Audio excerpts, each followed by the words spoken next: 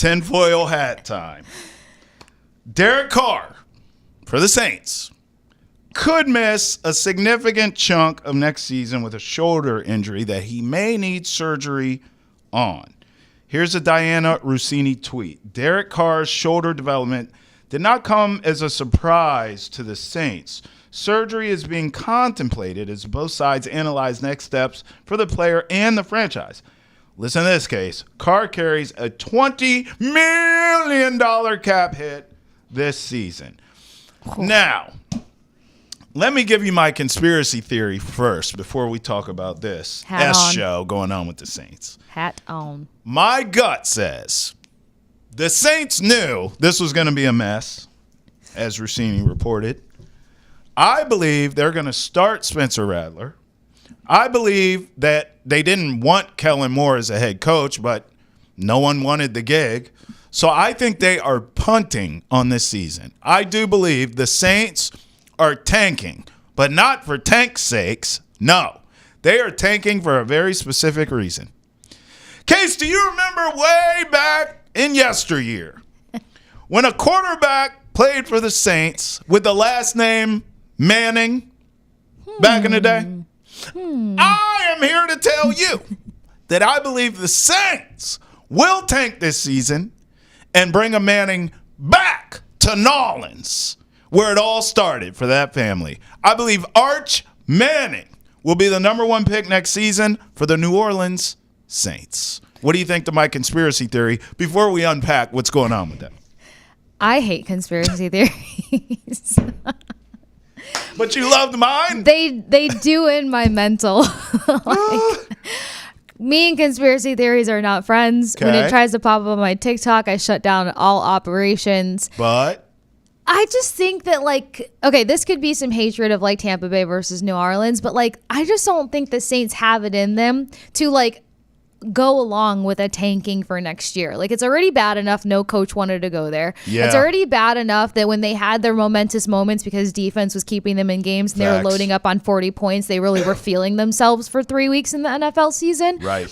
I just don't think that they have the humility to be we're going to just completely ish down the bed on this one and go into a hard rebuild. Okay. So there's that. Then the other reason why I'm not probably going to join in on the aluminum helmet situation here is because they, being the Saints, knew that they were ready to move on from Carr week 6 or 7, maybe week 8 tops. But the front office had already come together with their whiskey and made a decision on that. So I want to go along with the fact that they already have a plan in motion. So the cap situation, not ideal. But as for bringing in somebody else, we've seen them load up on quarterbacks and it never makes sense. We've seen the Saints go through a number of seasons so senseless. So I think that they were already prepared to move on from Carr. This kind of almost gives them a we did it without doing it moment because he's injured. So they are not disrespecting the player. They're not creating more drama around the scenario. But they can get a little bit younger. They can find somebody. They really just need a steady Eddie in the pocket so that they can utilize who they have.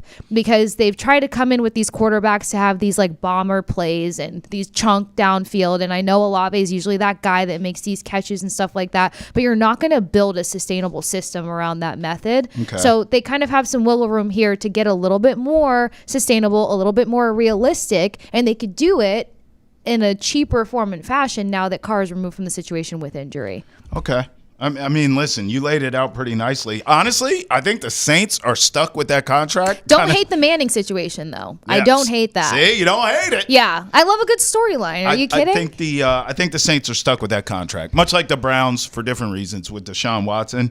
But I think the Saints are stuck with all that money, and no one wants Derek Carr. He just hasn't worked out there. Now, here's a real question: do you think the Patriots, obviously, if Travis Hunter and Abdul Carter are off the board, this will help make the answer easier to answer. But do you think the Patriots should be open to trading with the Saints? Saints pick at 9, Pats at 4.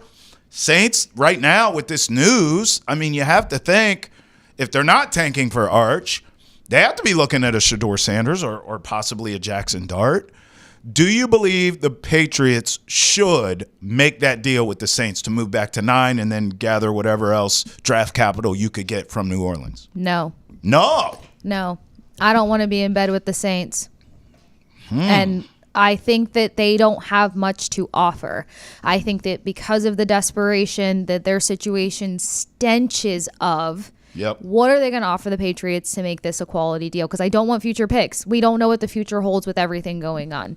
Like, there's just not enough players that I'm looking at in college. It's just like, 2026, 2027, you're really like jumping out at me, kid, and we can make the maneuvers. Not to mention is that the Patriots shouldn't want to really be in that position come 2 years, considering how they're going about building out their roster.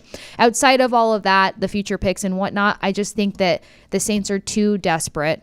They are in like one of the most crucial rebuild moments. I don't know what they can offer even within like a 3-year scope that wouldn't hurt or hinder them overall. And there's a number of quarterbacks they could reach for and actually do better with. If you look at the list of how many quarterbacks actually had a decent season this year, they can put somebody in their mix. It's just if they want to go there.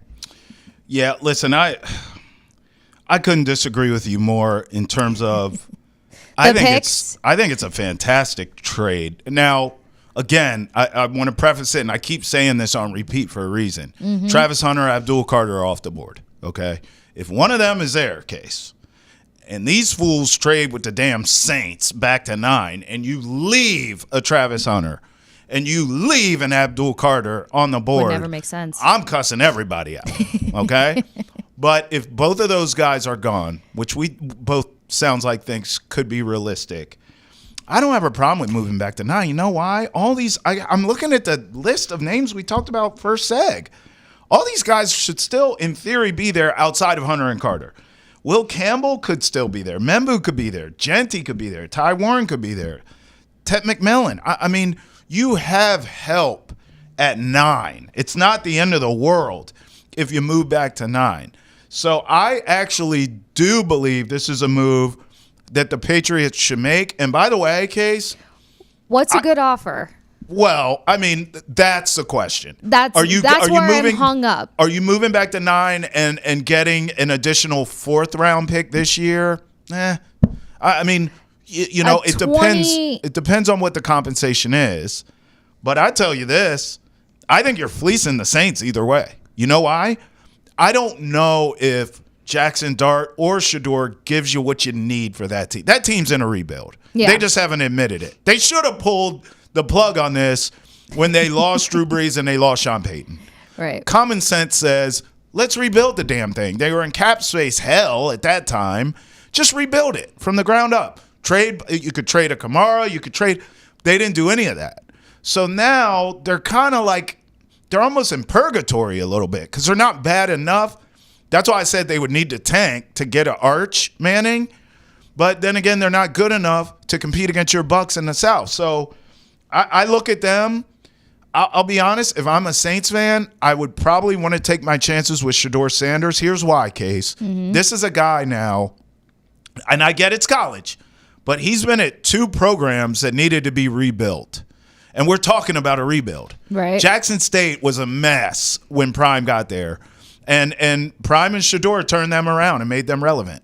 Colorado was worse, and they made them relevant. And ratings and all that, and had them competing for bowl games and even the college football playoff, which they didn't make, but they turned it around. So this is a kid in Shadour who has now rebuilt 2 programs on the college side. Walking into my building, he knows how that looks. He's had pressure and the spotlight his whole life. He's Deion Sanders' son, and he plays the most, pressure-ridden position in all of sports, in the quarterback position. So this is a guy who can deal with the spotlight well. This is a guy who's rebuilt not 1 but 2 programs on the college end of things. And you're playing in a dome, so you don't have to worry about the elements. Because everyone says, well, his arm's piddly. Well, it doesn't matter if you're not dealing with crosswinds and snow and sleet. If he's playing in a dome, I think. And by the way, Case, they have weapons there in New Orleans. I think if I'm a Saints fan, although I would get behind the tank for Arch, if that's not the case, and you're talking about trading up to 4, if you're the Saints, I would feel comfortable with Shadour Sanders. Would you as a Saints fan? Oh, Me as a Saints fan, that's a rude question. As I know that's hard for you. Right, thank you. As a Saints supporter, I wouldn't be against it. I mean, you make a great case in terms of like his arm and the restraints that he wouldn't have to be working against playing in the north or outside for 1 for 2. Part of where I'm veering on the jumping around and having any discussion with the Patriots for that 4 slot is when you're looking at teams that his name has been associated with most. The 2 teams ahead of the Patriots being the Browns and the Giants, but also let's consider the other quarterbacks ahead of him that are considered a higher caliber and grab.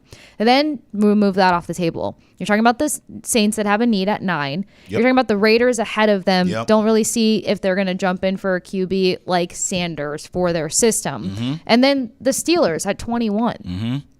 So they already have a decent negotiation bargain to let him settle into that 9 spot and him grab him. That's the other reason why I'm like, okay, well, what would be the grab for the Patriots? It needs to be a little sexier for me to even make a case to moving out of that 4 slot. But as a Saints supporter, I'm okay with this. Okay. Because you mentioned the ability to shoulder the responsibility of a rebuild and a team, but then also considering the amount of weapons that he had and, you know, what he had to do with Colorado, then you're looking at almost like similarities in the offense and what they have. And what did I say earlier when we were first talking about the Saints? They need to simplify everything. Yes. So I'm not privy to what their offensive line situation is and ensuring that he can do like the whole pocket passer thing with the arm strength that he has or lacks thereof. But outside of that, the simplification of it, I think that Sanders can be fine.